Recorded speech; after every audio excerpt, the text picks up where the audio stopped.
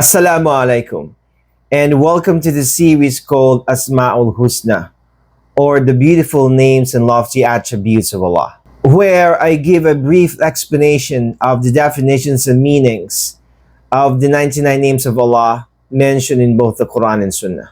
For today's episode, we'll be talking about Al-Malik, the king, the ruler, the owner of dominion.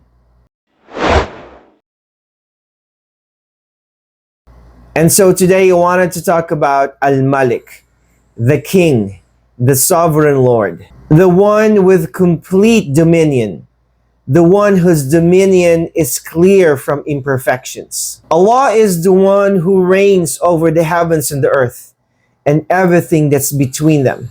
Allah calls himself Al-Malik on a few occasions in the Quran. He is the king, the owner and ruler of the whole creation. فَتَعَالَى اللَّهُ الْمَلِكُ الْحَقِّ لَا إِلَهَ إِلَّا هُوَ رَبُّ الْعَرْشِ الْكَرِيمِ. So exalted be to Allah, the true king. There is no God except Him, the Lord of the supreme throne. Al-Malik gives authority to whomever He wants in this world, and He has supreme authority and is ruled by no one.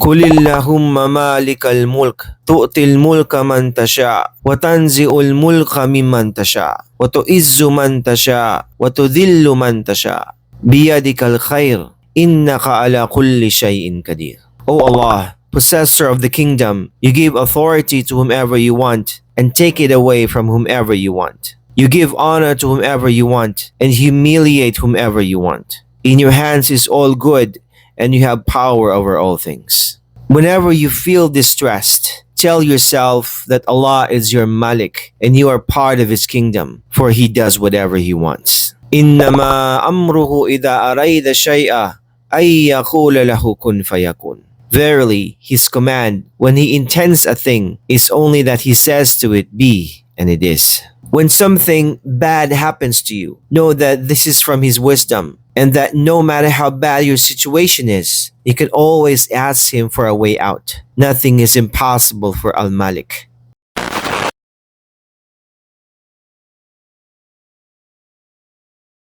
This name of Allah, Al-Malik, tells us that He is the absolute ruler without any objection or partnership.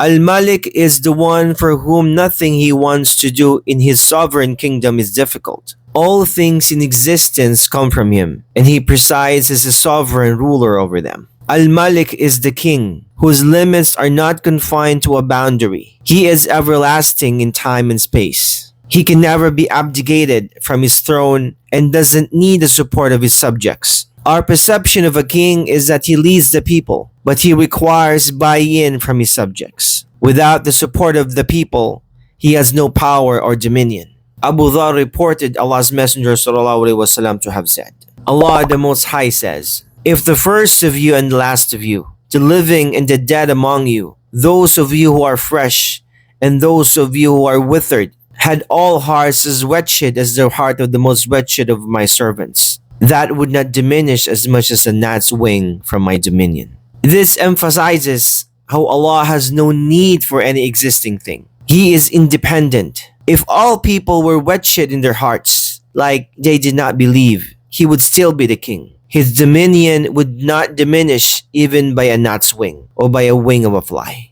Allah does not need His kingdom. His kingdom needs Him. He rules by Himself and He does not need any help to rule. Our belief and understanding that Allah is Al-Malik, the king, enables us to realize that all matters we seek belong to Him. We see how this name encompasses an aura of greatness and majesty. He has complete knowledge, power, and rule over all His creation. So if we seek refuge, we should confide in Allah because only He can help provide relief. Our belief that Allah is Al-Malik, the king, is beneficial for us. We seek refuge in Allah because only He can help us. We seek the bounty from the King of Kings because He is the only provider with no limits. This belief frees us from dependence on wealthy people that may cause us to compromise our morals and integrity so that we may be in their favor. On the other hand, this belief makes us humble no matter how rich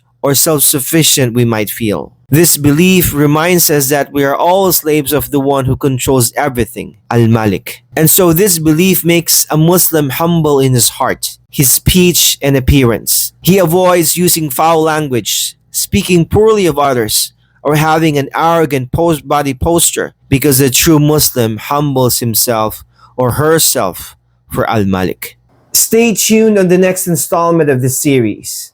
I'll see you in the next episode. Hey, if you want to know the complete list of the 99 names of Allah, check out this video here.